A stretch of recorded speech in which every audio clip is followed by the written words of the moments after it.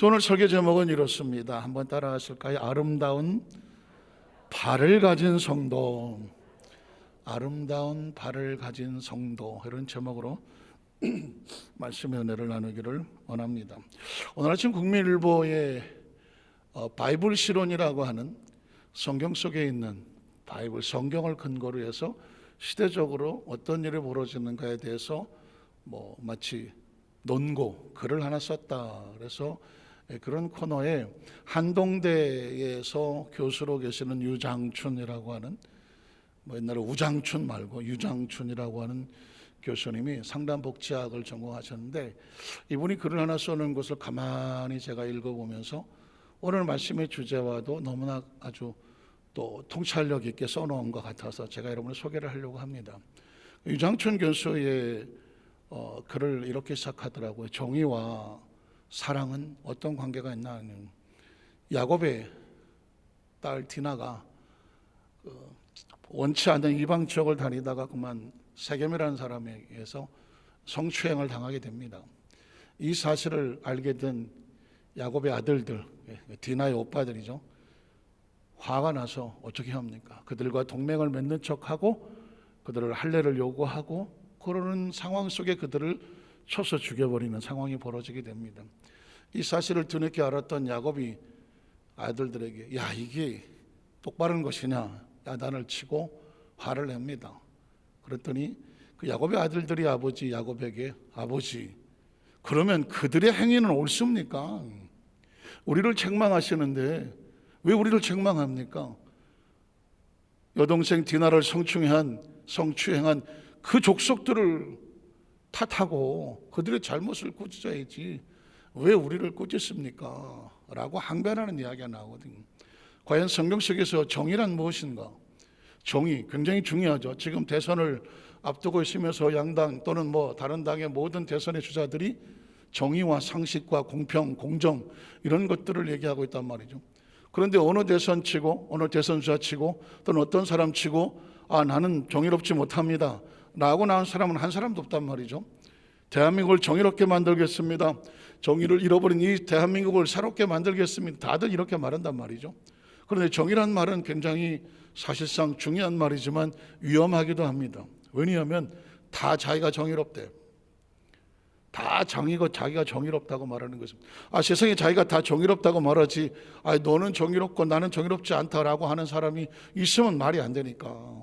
그러면 과연 이 정의는 어떻게 해야 진짜 정의가, 진짜 정의의 가치가 있는가 하는데, 그 정의는 반드시 뭐가 있어야 된다고 하냐, 사랑이 있어야 된다, 이렇게 유 교수님은 논문에 썼어요. 실론에 썼습니다.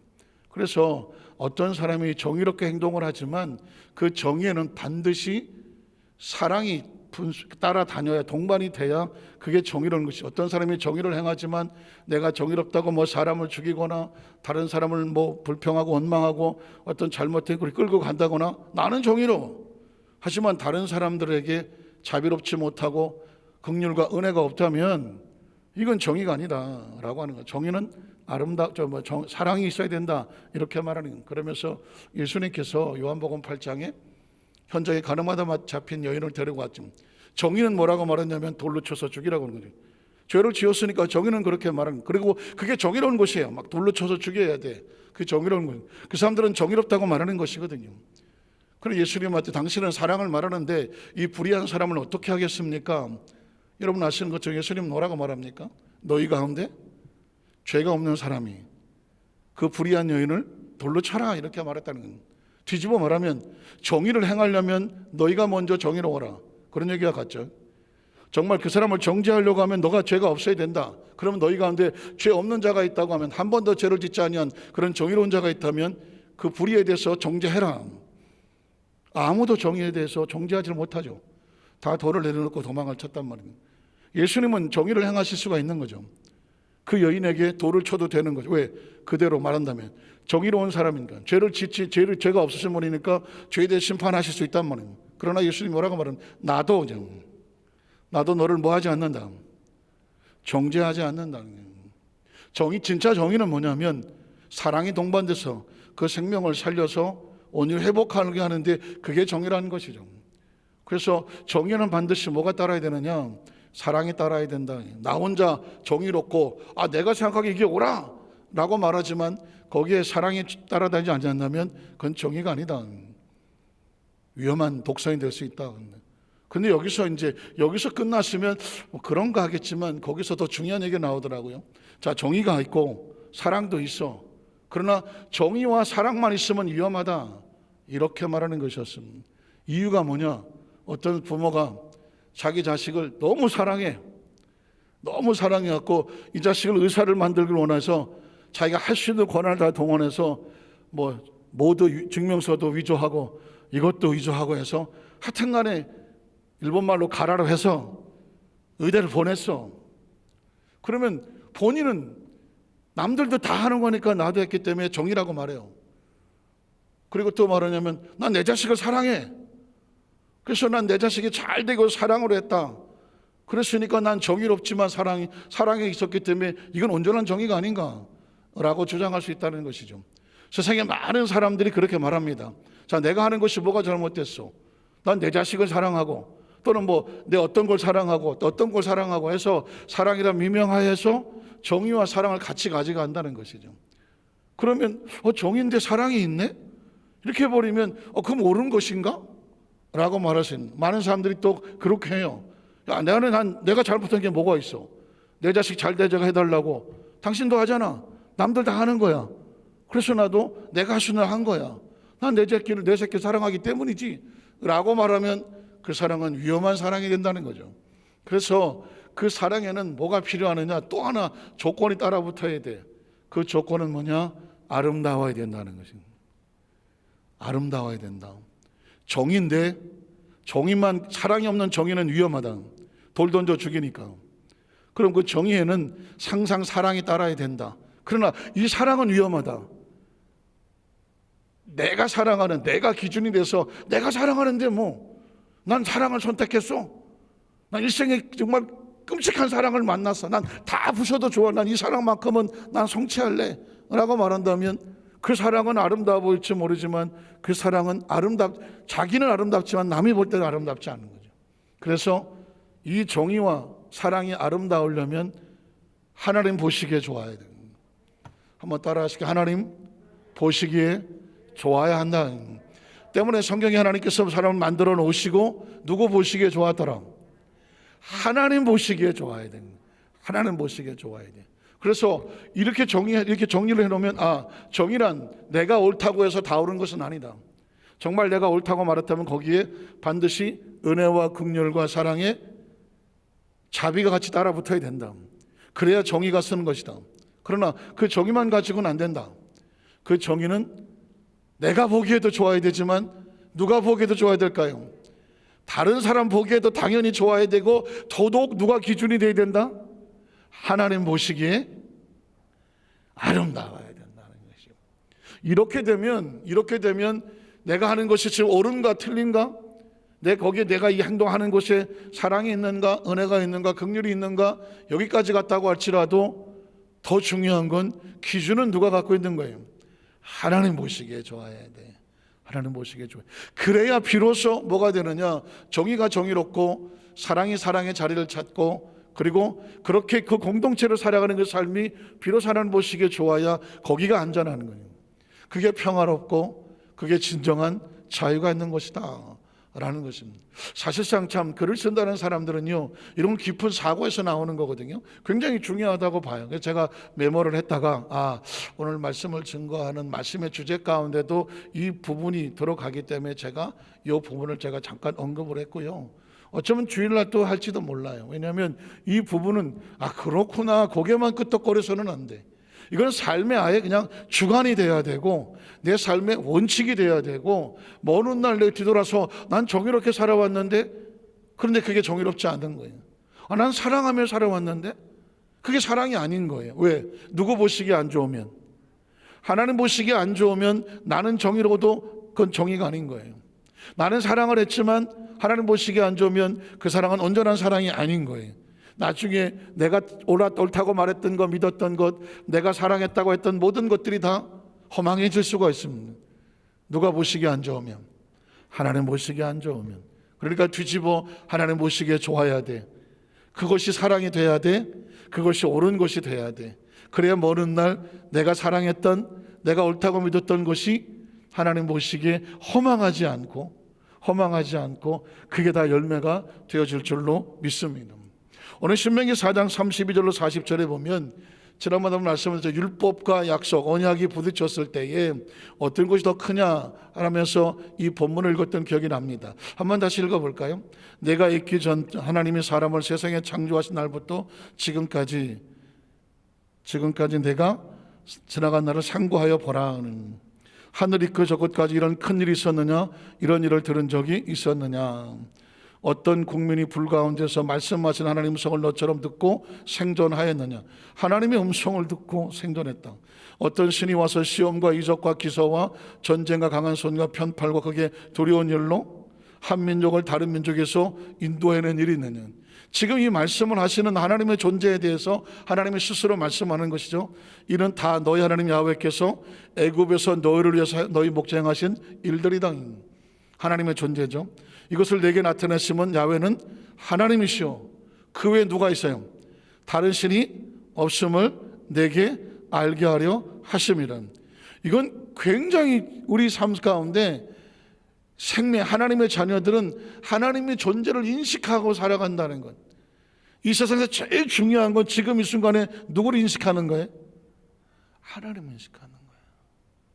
아까 정의도 나오고 사랑도 나왔지만 누가 보시기에 좋아야 되죠? 하나님 보시기에 좋아야 되잖아요. 그러니까 정의에도 하나님을 인식해야 되고, 네가 끔찍히 사랑한다고 목을 매도 누구를 인식해야 돼? 하나님을 인식해야 돼. 그리고 신앙이라고 말하는 모든 것들 가운데 중요한 건 뭐냐? 지금 이 순간에도 뭐가 인식이 돼야 돼? 하나님이 인식이 돼야 돼. 신앙생활의 가장 핵심은 뭐냐? 제 아무리 화려하고 어떤 게 많이 있다고 할지라도 그 순간에 하나님의 인식이 되지 않으면 나머지는 다 꽝이야. 가나안 땅을 들어가든 홍해수를 건너든 만나를 먹든 구름기둥을 만나든 불기둥을 만나든 그 모든 화려한 경험이 있고 간증이 있고 화려한 무슨 그 캐리어를 가지고 있다고 할지라도 하나님의 인식이 안 되면 지나간 과거는 모두 다 하나 둘 셋 꽝이야. 이스라엘 백성을 생각해 보세요. 430년간 애굽의 노예, 거기서 지네들은 노예지만 요셉을 보내서 60명 70명을 가지고 5대 동안 430 동안에 300만을 만들었어. 하나님의 계획과 약속이 있어서 그렇게 복을 받아서 번성한 나라 민족이 된 거거든요. 애굽에서 어떻게 나왔어? 하나님이 10가지 재앙을 쏟아서 그 바로의 군대를 쳐서 물리치고 그 애굽의 신들을 초토화시키고 끄집어냈잖아. 이 땅에서 어느 민족이 그 홍해수 바닥을 마른 땅처럼 건너간 기적을 체험한 민족이 어디 있어? 미국이 했겠어? 지금 중국이 했겠어? 누가 했겠어? 그런 민족이 어디 있냐고. 저 광야를 지나갈 때 하나님이 직접 아침 저녁으로 만나와 매출을 쏟아부어서 먹이신 민족이 어디 있냐고. 밤에는 불기둥 낮에는 구름기둥으로 하나님이 친히 인도하셨던 민족이 어디 있냐고. 그 엄청난 이력을 가지고 가나안 땅에 눈앞에 왔을 때 그 지나간 화려한 경험은 순식간에 꽝 되는 건 뭐예요? 하나님이 안 보인다는데 저 가나안 땅을 보니까 하나님이 안 보여. 그리고 이렇게 말하죠. 아니 우리를 죽이려고 여기를 데리고 왔어? 하나님이 지금 이 시간에 인식되지 않으면 지나간 과거는 꽝이야. 현재도 꽝이라니까. 하나님이 인식이 안 되면 미래는 무슨 희망이 있겠습니까? 지금 이스라엘 백성들이 광야를 통과하고 가나안에 들어가기 전에 하나님은 모세를 통하여서 진짜 중요한 건 가나안 땅이 아니라는 거예요. 진짜 중요한 건 지금 하나님 눈에 보이는 그 땅에 들어가서 내가 뭘 어떻게 할까 이게 아니라니까. 진짜 중요한 건 300만이라는 숫자도 아니고, 진짜 중요한 건 우리 지나간 과거 정말 어마어마하지 않냐? 그 엄청난 우리 그걸 가지고 경험하고 간증이 있지 않냐? 다 꽝이야. 지금 뭐가 없으면, 하나님에 대한 인식이 없으면, 인식이. 그래서 신앙생활하는 사람들이 매 순간마다 분초마다 가슴속에 실속에 해야 되는 거 뭐냐? 지금 여기 바로 나의 하나님이야, 나의 하나님. 믿으십니까? 그러니까 신앙생활의 가장 근본적인 것은 뭐냐면, 어느 교회를 다니세요? 뭐 어쩌고 저쩌고, 뭐 성경을 얼마나 읽으셨어요? 이건 다 그냥 겉에 있는 화려한 경력일 뿐이야. 지금 여기서 이 엄청난 시대에 세상이 뒤집어지는 난세 속에서도 불구하고 꿋꿋하게 그 상황 속에서 내 가슴에 품고 있는 유일한 희망 하나, 하나님이라는 인식, 이거 하나예요. 가나안을 들고 들어가는데 뭐가 필요해? 하나님이라는 인식을 안고 들어가야 가나안 땅이 축복의 땅이 되는 것이지. 저 들어가서 봤는데 내 안에 하나님의 인식이 없어. 그 땅이나 애굽 땅이나 뭐가 달라? 하나님의 인식이 없으면, 저와 여러분의 교회 안에 있든지 교회 바깥에 있든지 어디에 있든지 간에 하나님에 대한 인식이 없으면 그 존재 자체가 하나님과 연결이 안 되고 코드가 연결이 안 되는데 뭐. 그래서 오죽하면 모세가 마지막 사역을 마치면서 이스라엘 백성을 향하여 신명기 34장까지 있는 곳에 계속 이스라엘아 들으라, 이스라엘 들으라, 이스라엘 들으라, 오죽하면 뼈에 새겨라, 가슴에 새겨라, 막 의식에 새겨라, 무의식에 새겨라 하는 이유가 뭐냐면, 네가 하나님을 알고 안고 들어가지 아니하면 네가 그 땅에 가서 멸망을 한다니까. 응답이 중요한 게 아니라니까. 응답받고 그 다음에 어떻게 할 건데? 그 다음에 주여 나를 고쳐주시고, 그리고 고쳐주시고 나서 어떻게 할 건데? 주여 나를 뭐 어떻게 들어가서 어떻게 할 건데? 그 다음에 어떻게 할 건데? 매 순간마다 하나님에 대한 인식이 없으면 그건 아무것도 없어. 그냥 과거야, 과거. 오늘 지금 이스라엘 백성을 향한 하나님께서 내가 너를 교훈하시려고 하늘에서부터 그 음성을 내게 듣게 하시며, 땅에서는 그의 큰 볼을 내게 보이시고 내가 불 가운데 나는 그의 말씀을 듣게 하셨다는, 하나님께서 왜 이렇게 하시겠습니까? 저 가나안 땅에 들어가는 그곳에 진짜 중요한 거를 하나님께서 이스라엘 백성들에게 준비시키고 진짜 중요한 건 여기야. 진짜 중요한 건 이제 들어가서 어떻게 할 거냐가 중요한 거거든요. 하셨느니라. 그 다음 절에 보면, 야훼께서 내 조상들을 사랑하신 고로 그 후손이 너를 택하시고, 잘 들어보십시오. 조상들을 사랑하신 고로 너를 택했다? 이게 사랑의 이야기 같습니까? 이건 약속의 이야기야.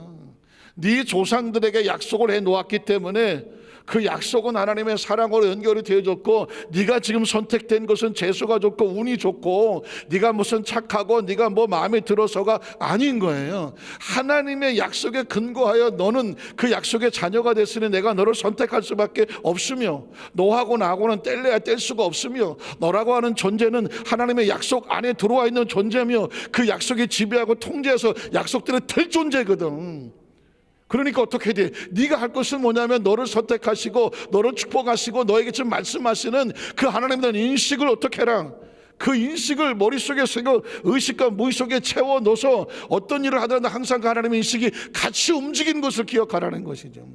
이게 지금 이 땅에 있는 모든 크리스찬들, 지금 이 순간 아니 살아 숨쉬는 동안, 이 땅의 지구에 사는 동안에는 이게 저와 여러분 머릿속에 아주 절절히 새겨져야 되는 거거든요.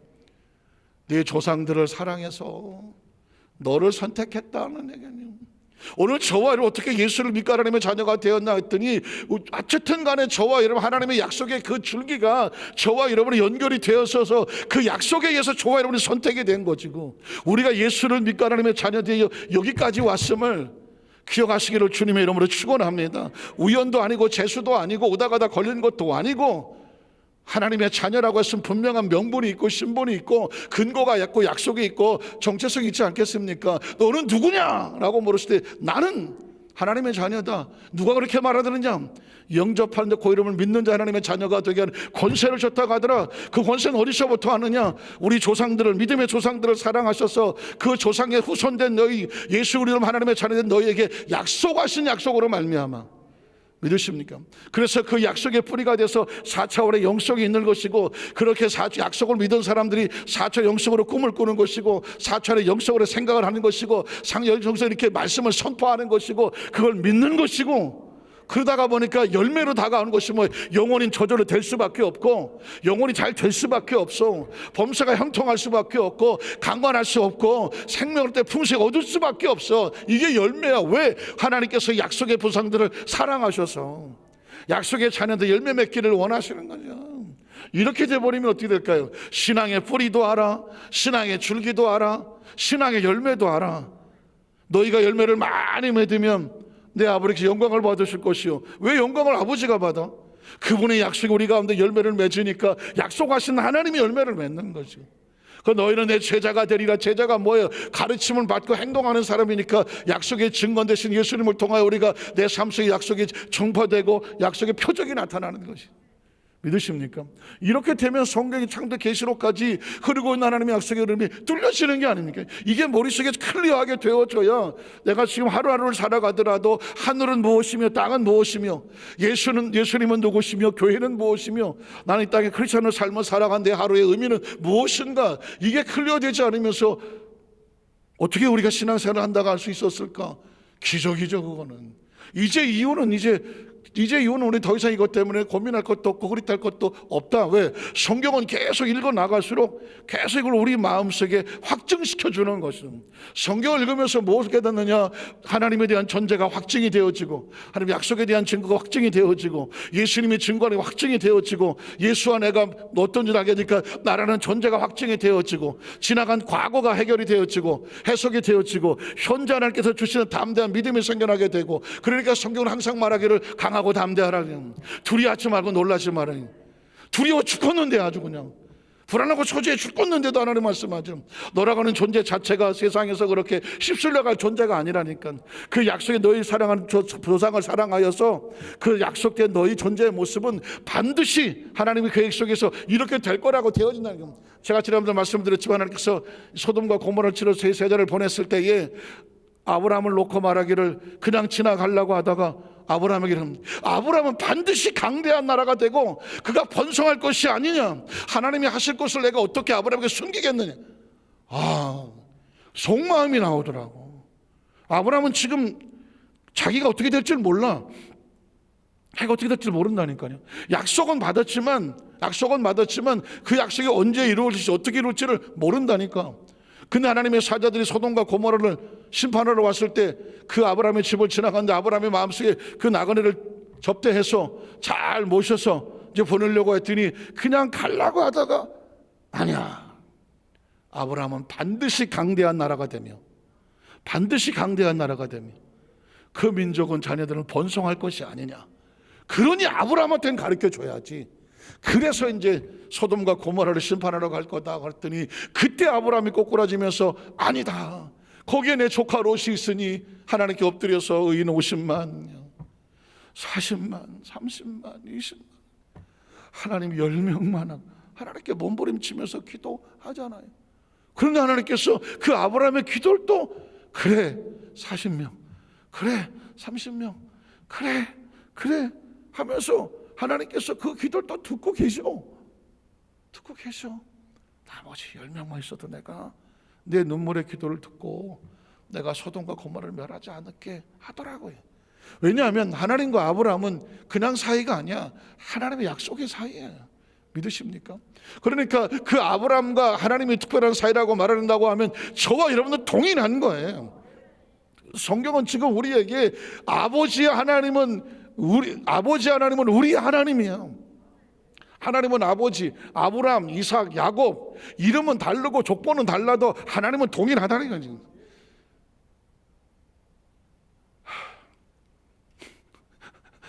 저도 이 설교를 여러분에게 하는데 하나님의 속이 터지는 것 같아.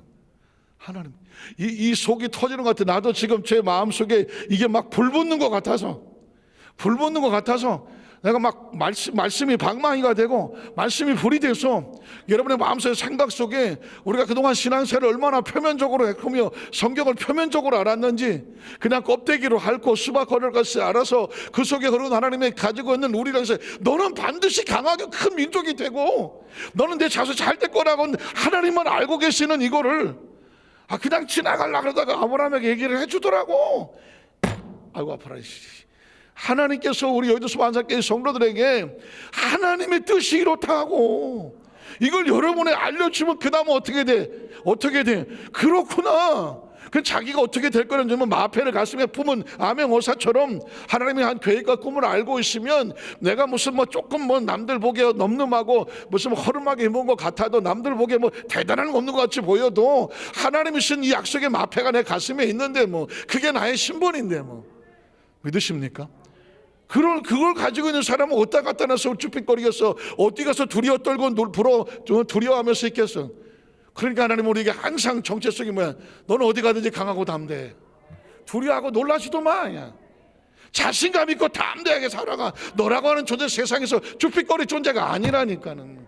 그게 우리 하나님이 향하신 우리를 향한 정체성이고요. 제가 하나님의 자존심이라는 표현을 쓰는데 여러분의 자녀가 어디 가갖고 어디 구탱에서 쭈그리고 앉아있고 갖고 너 여기 와서 그냥 뭐 너 왜 애가 그 모양이냐 있으면 여러분 그런 자녀를 여러분 보시면 어떻게 하세요? 마음에 막 화가 나지 않겠어요? 네가 뭐가 없어 응?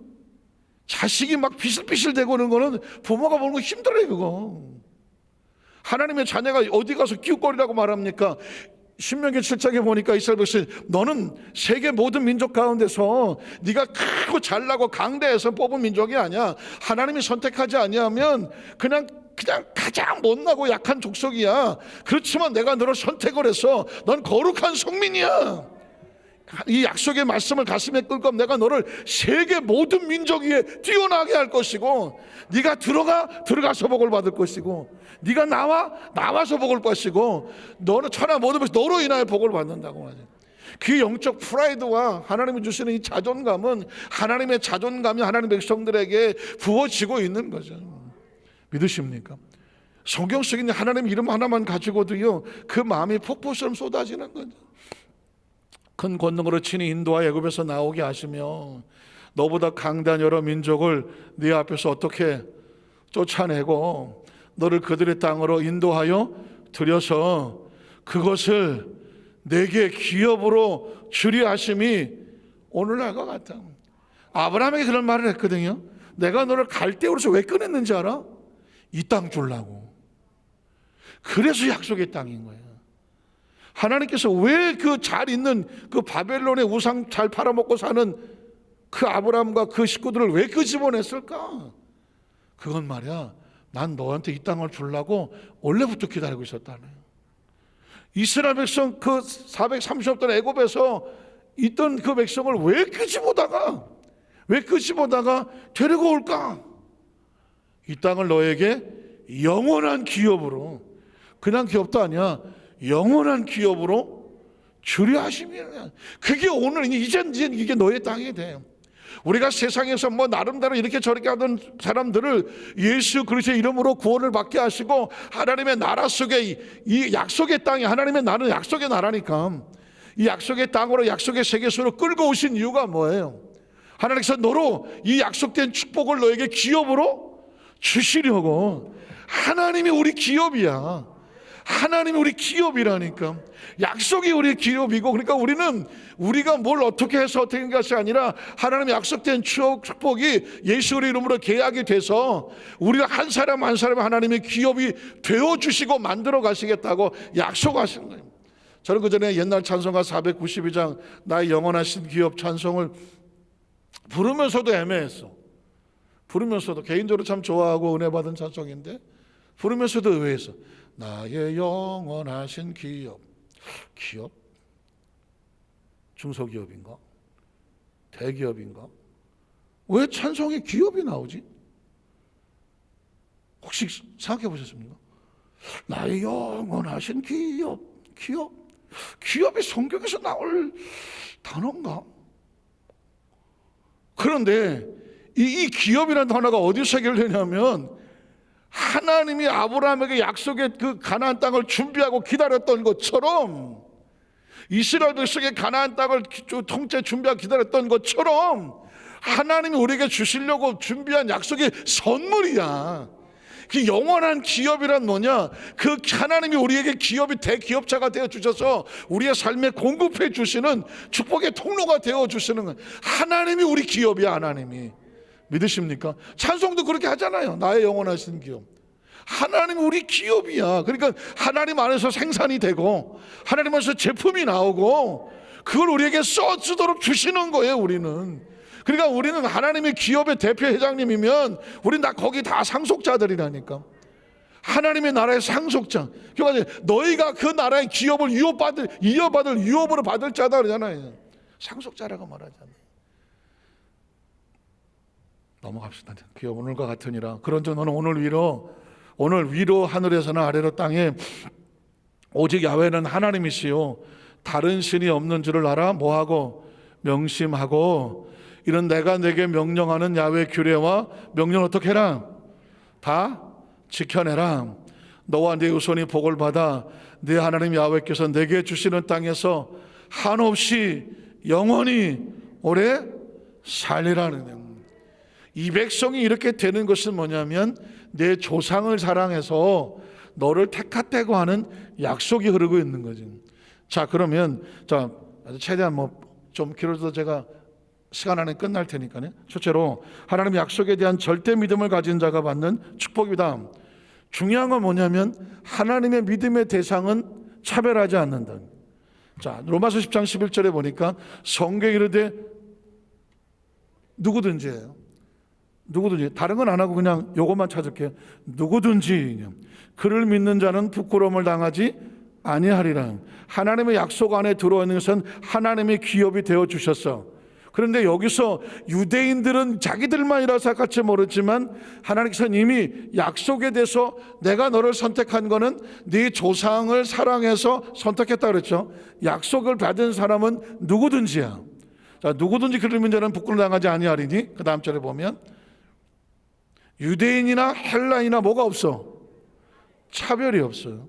하나님의 약속에는 차별이 없어. 자, 한 분이신 주께서 또 모든 사람, 누구든지 차별 없이 모든 사람의 뭐가 되신다? 주인이 되어 주셔서, 주인의 대가 되어 주셔서 그 다음 절에 보면 그를 부르는 모든 사람에게 부요하시도다. 13절에 보면 또 누구든지 주의 이름을 부르는 자는 구원을 받는다. 여기서 핵심 포인트는 누구든지 모든 차별 없어. 그래서 주의 이름을 부르는 자는 근사성을 부르면서도 주의 이름을 부르는 사람들은 다 구원을 받나? 왜 잘 나가다가 이런 말씀이 있지? 이스라엘 백성들은 내가 너를 택하고 하는 것 같은데 가만히 보면 이게 지금 요엘서에서 나오는 거거든요. 누구든지 주의 이름으로 구원을 얻는다고. 그러니까 이스라엘 민족은 지금도 착각하는 게 우리만 약속의 백성이고 선민이라고 말하는데 하나님은 샘플로 이스라엘 백성 선택했을 뿐이지 하나님은 모든 민족에게 약속이 대상이 되고 그 대상의 증거자로 예수님을 보내주셔서 그를 믿는 자는 누구든지 모든 사람 차별 없이 하나님의 구원을 받으리라고 말씀하는 거예요. 그게 근거가 뭐냐? 약속의 근거로. 자, 그러면 두 번째로 그 복음을 전한 자들의 발이 아름답다. 저와 여러분이 그 은혜를 얻었으면 이제 어떻게 나 혼자 알고 있는 것이 아니라 이 비밀을 뭐하는 자가 되라? 전하는 자가 되라. 그 모습을 하나님이 기뻐하신다는 거죠. 로마서 10장 14절에 보니까 그런즉 그들이 믿지 아니하는 일을 어찌 부르겠습니까? 어떤 민족 헬라인이든 유대인이든 누군가 전하지 않으면 어찌 주님의 이름을 하나님의 이름을 약속에 부를 수 있겠느냐. 또 그 다음 절에 보면 듣지도 못한 일을 우리가 어찌 믿을 수가 있겠느냐. 누군가 듣지 못했다고 하면 뭐가 없는 거야? 전파하는 자가 없었던 거지. 그러니까 우리도 누군가에게 들어서 약속을 믿어서 하나님의 자녀되는 은혜를 얻어서 구원을 받았으니 그러면 너도 누군가에게 전하는 자가 돼야 되지 않겠느냐. 그래야 그 사람도 살지 않겠느냐. 구원을 받지 않겠느냐. 전파하는 자가 없이 어찌 들으리요. 보내심을 받지. 그래서 여기서 복음을 전한다, 소식을 전하는 것은 소명이라고 말하는 거죠. 한번 따라서 소명. 뭐 신학교를 가야 소명이 아니라 구원받은 사람은 모두 소명이 있어. 누군가 소명을 가지고 나에게도 복음을 전해줬으니 너도 이제 누군가에게 복음을 전해주는 소명자가 되라. 소명을 가진 자가 되라. 보내심을 받지 않아서 어찌 전파할 수가 있겠느냐. 그래서 기록된 바 아름답도다. 좋은 소식을 전하는 자들의 뭐다? 발이요. 이사야 52장 7절에 보면 이것도 다 구약에 있는 이야기예요. 좋은 소식을 전하며 평화를 공포하며 복된 좋은 소식을 가져오며 구원을 공포하며 시온을 향하여 이르기를 내 하나님이 통치하신다는 자의 산을 넘는 오른발 왼발 양쪽 발 다 산을 넘는 발이 어찌 그리 아름다운가 라고 말했습니다. 그러니 이미 이사야서야 하나님께서 예언을 하시기를 이 복된 소식, 좋은 소식을 가지고 복음을 가지고 산을 넘고 물 건너 정말 귀한 영혼들을 건져내는 이 아름다운 발걸음을 가진 자들을 복되도다고 귀하다고 축복하신 줄로 믿습니다. 말씀을 정리합니다. 이 하나님의 말씀 속으로 들어가면요, 제가 아까 이게 한도 없이 끝도 없이 막 들어. 마치 이게 천이 가리워져 있을 때는 긴가민가 막 이렇게 보였던 건데 이게 천을 딱 제껴놓고 들어보니까 하나님이 그냥 구석 속으로 깊이 들어가서 하나님 마음 막 물을 길어내듯이 길어내고 막 속에 막 채굴 하듯이 안에 금강 속을 끄집어내듯이 가져내서 이 말씀의 한계가 끝도 없더라고. 저의 소원은 뭐냐면 어떻게든지 하나님의 의도와 하나님의 마음을 알아서 그걸 가지고 여의도수 만사함께 우리 성도들에게 이 시간을 같이 여행하고 믿음의 동기 동창들에게 하나님의 나라를 같이 가는 저와 여러분은 다 동기 동창이잖아. 이 시대 속에서 우리 선배들도 많았고 후배들도 계속 오겠지만 이 시대에 이 여의도수 만사함교회라는 이 방주를 타고 한 100년 안쪽에 각자 연수가 다르다고 할지라도 안쪽에 같이 하나님의 나라를 가는 동기 동창들이잖아. 그럼 어떻게 해야 돼? 제일 중요한 건 하나님의 마음을 더 깊이 많이 더 뜨겁게 아는 게 중요하잖아. 아는 게. 그래서 저는 소원이 그거예요. 저 요즘도 뭐 거의 책상에 앉아서 뭐 앉아있으면 몇 시간씩 계속 파고들라는 거 뭐냐면 막 여기도 저기도 막 하나님의 말씀이 막 여기서 구석구석 뻥뻥 뚫려. 히브리서를 막 봤더니 막 하나님의 약속에 도배를 해놨고 이것도 해야 되고 아브라함의 하나님 수도 없이 설교했는데 보니까 아브라함의 하나님, 이삭의 하나님, 야곱의 하나님, 야 아브라함의 하나님 끝장을 한번 내보자. 아브라함이 어떤 하나님이냐 그냥.